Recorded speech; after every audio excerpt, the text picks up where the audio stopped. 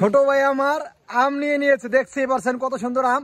আমরা এখন এই আম মাখা খাবো সবাই মিলে, একদম প্রকৃতির পরিবেশে, একদম সেই আমাদের ন্যাচারাল সেই জায়গা, আমাদের ছোটবেলা সেই দৃশ্য জায়গায় আমরা চলে যাচ্ছি। সেখানে গেলে দেখতে পারবেন সেই জায়গাটা। যা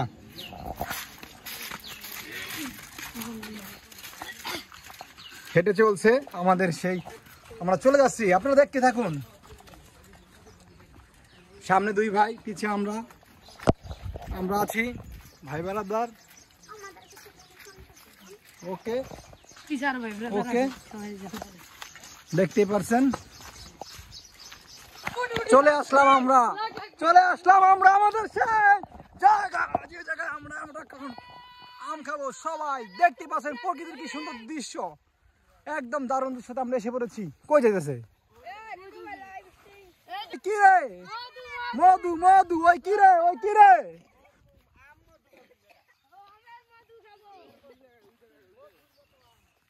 মধুর মতো আম খেতে যাচ্ছি আমরা, মধুর মতো আম। এই যে আরেক ছোট ভাই কিন্তু ব্লগ করতেছে, ঠিক আছে ব্লগ করতেছে।